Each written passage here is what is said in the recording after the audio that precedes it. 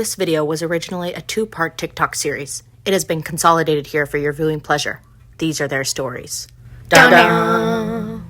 So a while ago I painted the strawberry ducky stool and also the fairy chair, and now I'm moving on to another larger piece of furniture. I love the folk art painting I've been doing, and I've been seeing all those dollhouse bookshelves and they're so cute.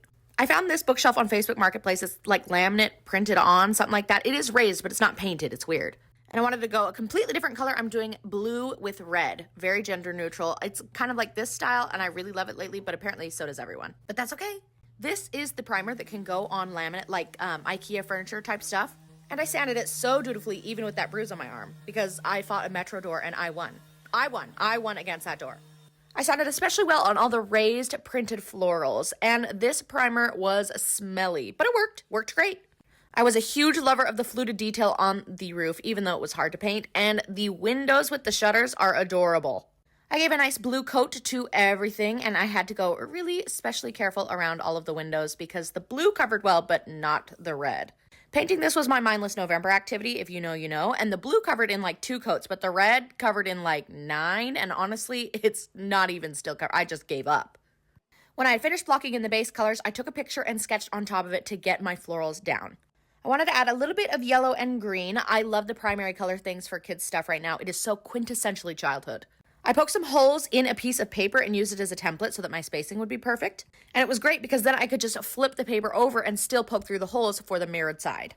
Every time I paint or draw something like this, especially if there are reoccurring elements, if I'm not careful, I can get like out of scale as I go along, and you can tell where I started and finished really easily. So I wanted to be really sure that I got this perfect. It's crazy how the only money I have is TikTok money, and yet according to Thrift Books Wrapped, I still bought 77 children's books last year. Hence my need for an additional bookshelf for my kids' books, and also my need to move to YouTube. And look at those petals. I love paintings that are just like brush strokes. They are so beautiful. Anyway, you know I never sell things. I hate to plug, but I gotta move to YouTube and I need your help doing it. So give a lady a look up. I finished all of the shelf trims with the central yellow flower, but I actually wanted to do a main focal point of a red rose to match the trim and roof. Red roses are a bit of a continuing theme in my furniture picking, even though they're very difficult to paint, and they give it that little bit of a vintage touch.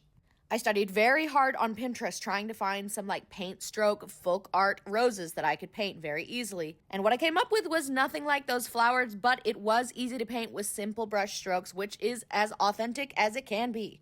I had a light pink, a pale yellow, and a little bit of a light blue to help detail out the designs.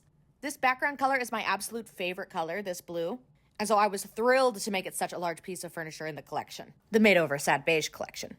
This design here at the pinnacle of the gable is the only one of its kind, though I did take this design on that sketch that I did before and added to it on either side. Before I sanded it down and primed it, the bookshelf already had little floral designs on the sides there, and I wanted to replicate it. And a moment of silence for those little flicks. I ended up keeping the triangular shape, not on purpose, just because it's the first one that looked decent. And then I painted this design on top of every single window. That means that there were 6 total. I took this time lapse so that you could see me doing the entire thing on one of them from start to finish. And the haters will say my lighting was bad, and I hate it. I hate it when they're right. But if I was perfect 100% of the time, I wouldn't be interesting. Anyway, from Facebook Marketplace to Grandma's house. It looks done, but it's not. I gotta add that backing there, so come back for part 2. So in part 1, we yassified this plain bookcase. I've been taking sad beige furniture and been painting it in a 90s toll theme for my kid. I did a green stool, a yellow chair, and now I want a blue bookshelf. But to keep it relatively gender neutral, I'm adding red. I love this aesthetic on Pinterest. Apparently everyone else does too, but that's fine. The theme is quintessentially childhood, and it meant that in addition to florals, I wanted to add some stripes.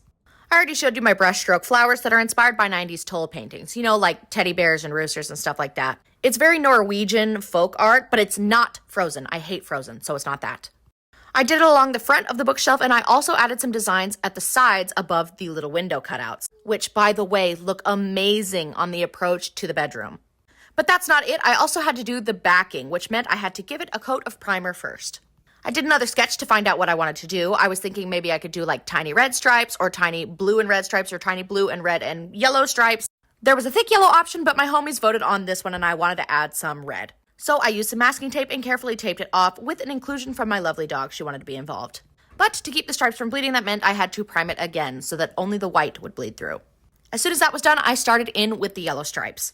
If you want a nice crisp line, you have to paint over with the background color, and then you have to peel off the tape while it's still slightly wet. I did that where I could and went as quickly as possible in with this blue, which goes on so creamy. Look at that color. My gosh. And then I peeled the tape off, hoping that the yellow was still wet enough that it wouldn't bleed, and it didn't. It looked perfect.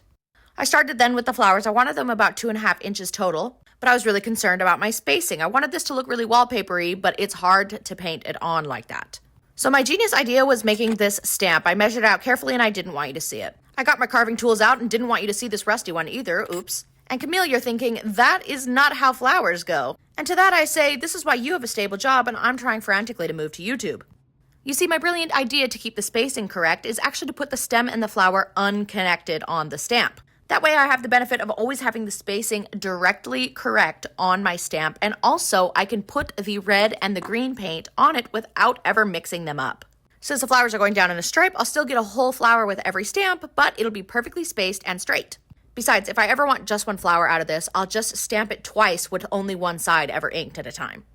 For every stamp, I went ahead and added some red to the flower and some green to the leaves. Unintentionally, I never accidentally mixed them up because I'm a G like that. And at first I was like, ooh, I don't know, it looks really stampish. I don't know if I like that. But then I was like, no, it's antique wallpaper looking and it looks perfect. Ignore that little red spot. That's not perfect. That doesn't exist. I went along stamping these long stripes right in the middle here, and it went off without a hitch, just as I had hoped. This idea was truly genius. I show everyone who comes to my house, and I'm putting it on my resume. Because by the time it was finished, it looked great, and it had no spacing problems whatsoever. I sealed it with polyurethane, and then added it back to the back of the bookshelf and screwed it in with the screws it came with. Now that this lovely bookshelf was done, I took it upstairs and put it in my baby's room. I think the stripes were a great choice because it has all of my main colors, but it also adds some interest, some smaller elements that I didn't have before. And because they're stripes, they look great on the back of the books. I styled it lightly, but I had to take the American Girl doll away because my daughter wanted it, and it's mine. And I did genuinely need the space for books, so no brass ducks or plants here, though I do have brass ducks I could use. I'm a fiend, after all.